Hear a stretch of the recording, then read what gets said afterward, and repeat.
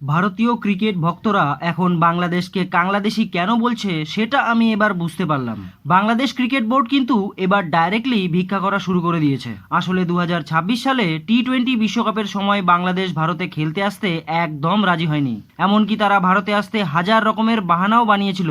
শুধু তাই নয়, তারা এও বাহানা বানিয়েছিল যে তাদের নাকি ভারতে সিকিউরিটি ইস্যু রয়েছে, তাদের জীবনের ঝুঁকি রয়েছে ভারতে। কিন্তু এখন বাংলাদেশি উল্টে ভিক্ষে করার মতো ভারতকে বলছে যে দয়া করে একবার আমাদের দেশে ভারতীয় ক্রিকেট দলকে ক্রিকেট খেলতে পাঠাও। মানে প্রথমে বাংলাদেশ ভারতে এলো না টি-20 বিশ্বকাপ খেলতে, কারণ তাদের ভারতে সিকিউরিটি ইস্যু ছিল। এখন তারা পায়ে ধরছে যে ভারত যেন বাংলাদেশে খেলতে আসে। এ কেমন রূপ তাহলে বাংলাদেশের? বাংলাদেশ এখন পাকিস্তানের মতোই বলা শুরু করবে কয়েকদিন পর যে ভারতে যেতে তাদের ভয় লাগে আতঙ্কবাদীর ভয়ে। তবে বাংলাদেশ এখন ডিপ্লোম্যাটিক এবং ক্রিকেট মহলে এত চেষ্টা কেন করছে যে ভারত বাংলাদেশে খেলতে আসুক, সেটা আপনাদের বলছি শুনুন। আসলে বাংলাদেশ আর ভারতের মধ্যে 2024 সালেই 3টি টি-20 এবং 3টি ওয়ানডে সিরিজ খেলার কথা ছিল আগেই, কিন্তু বিগত 2 বছর ধরে ভারতীয় ক্রিকেট বোর্ড এই সিরিজগুলোকে না খেলে এড়িয়ে যাচ্ছে ক্রমাগত। কারণ বাংলাদেশে শেখ হাসিনার সরকার পড়ে যাওয়ার পর ভারতের সাথে বাংলাদেশের রাজনৈতিক মহল ভীষণ খারাপ হয়েছিল।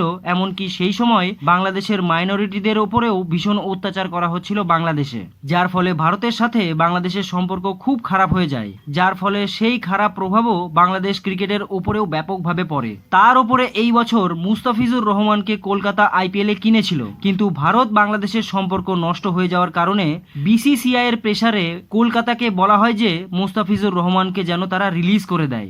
আর এই ব্যাপারটাই বাংলাদেশ এবং বাংলাদেশ ক্রিকেট বোর্ডের একদম পছন্দ হয়নি। উল্টে বাংলাদেশ পাকিস্তানের পুরকিতে এসে পুরো টি-20 বিশ্বকাপটাই বয়কট করে দেয়। তখন ভারত বাংলাদেশকে অনেকবার বোঝানোর চেষ্টা করেছিল, কিন্তু বাংলাদেশ তখন হাওয়ায় উঠছিল, তাই তারা টি-20 বিশ্বকাপ বয়কট করে দেয়। তবে পাকিস্তানের জন্য তাদের টি-20 বিশ্বকাপের কোনো টাকা লোকসান হয়নি তখন, কিন্তু বাংলাদেশ সেই টাকা নিয়ে আর কয়দিনই বা চলতো বলুন। তাই বাংলাদেশ এখন খুব ভালোভাবেই বুঝতে পারছে যে ভারতীয় ক্রিকেটের সাহায্য ছাড়া তাদের ক্রিকেট এবং দিন দুটোই চালানো খুব মুশকিল। তাই তারা সমস্ত জোর লাগিয়ে দিয়েছে যে ভারতীয় দল যে কোনোভাবে বাংলাদেশে আসুক, খেলুক আর বাড়ি ফিরে যাক। বাংলাদেশ এখন সরাসরি ভারতীয় ক্রিকেট বোর্ডকে চিঠি পাঠিয়েছে যে ভারতীয় দল যেন অবশ্যই বাংলাদেশে খেলতে আসে, কারণ ভারত 2024-25 পরপর 2 বছরই ধোকা দিয়েছে বাংলাদেশকে খেলার নাম করে। তাই ভারত যেন এবার সেপ্টেম্বর মাসে খেলতে আসে তার জন্য চিঠি পাঠিয়েছে বাংলাদেশ।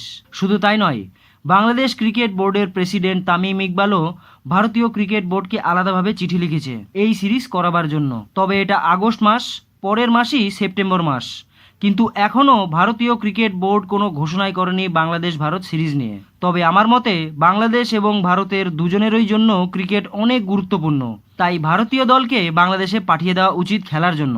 তবে আপনাদের এই বিষয়ে কি বলার রয়েছে বন্ধুরা, নিচে কমেন্ট করে অবশ্যই জানাবেন।